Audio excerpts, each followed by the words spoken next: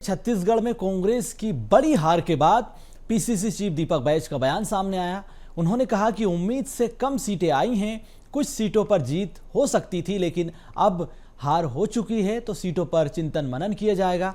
लोकसभा चुनाव में हार को लेकर दीपक बैज ने बीएसटीवी से खास बातचीत की है। जो है वो लगभग ये देखा जा रहा है कि पूरे देश भर में जो है बीजेपी की बढ़ोतरी, एनडीए की बढ़ोतरी हो रही है, लेकिन कांग्रेस भी जो है कहीं पीछे नहीं है। जो आंकड़े कांग्रेस लेकर चल रही थी उसी आंकड़े के आसपास है। लेकिन बात हम छत्तीसगढ़ की करेंगे। छत्तीसगढ़ में 11 की 11 सीटों का दावा था, लेकिन 10-1 पर कांग्रेस रुकी हुई। निश्चित रूप से छत्तीसगढ़ में कांग्रेस पार्टी ने बेहतर और मजबूती से चुनाव लड़ा है। हमें उम्मीद थी छत्तीसगढ़ में कि हम ज़्यादा सीटें जीत पाएंगे, लेकिन उम्मीद से कम सीटें मिली और अभी एक सीट हम लोग जीत की ओर हैं और दूसरी सीट लगभग अभी क्लियर नहीं हुआ है, कांकेर की नेट टू नेट है। इस तरह से छत्तीसगढ़ में भारतीय जनता पार्टी की सरकार ने सत्ता का भरपूर दुरुपयोग किया। उन्होंने ईडी, आईटी, शासन, प्रशासन, धन बल का डराने धमकाने का, हमारे कार्यकर्ताओं का, इस तरह से उन्होंने सत्ता का दुरुपयोग कर इस चुनाव में कुछ सीटें जीतने में सफल रही। लेकिन हम लोग हताश नहीं हैं।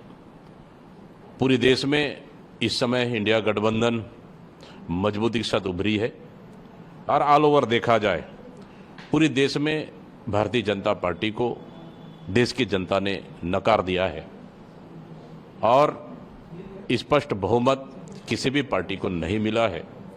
अगर देखें तो निश्चित रूप से प्रधानमंत्री मोदी जी को तो इस्तीफा दे देना चाहिए। ये 2 सीट से अब एक की ओर आ रहे हैं। एक सीट पर अभी भी वापस रिकाउंटिंग की मांग की गई है। दूसरी ओर पूर्व मुख्यमंत्री भूपेश बघेल कह रहे हैं कि जो फॉर्म दिया गया था उसमें जो नंबर थे और वीवीपैट पे जो नंबर आए थे उसमें बदलाव किया गया है। बिल्कुल, ये शिकायतें 2 लोकसभा क्षेत्रों में आई है, एक तो बिलासपुर में और राजनांदगांव सीट में। तो चुनाव आयोग को तत्काल शिकायत किया गया है। अब देखेंगे इसमें क्या हो सकता है।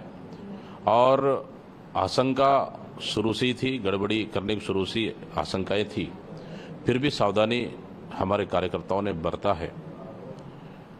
फिर भी यह है कि हम लोग अभी भी कांकेर सीट में संघर्ष की स्थिति में हैं और देखते हैं अभी वहाँ रिकाउंटिंग होने क्या निर्णय आती है, उसके बाद ही फिर आगे बता पाएंगे। एक सीट पर जीत हुई, एक सीट पर अभी भी संघर्ष जारी है। बाकी के जो बचे 9 सीट हैं उन पर क्या कुछ समीक्षा होगी?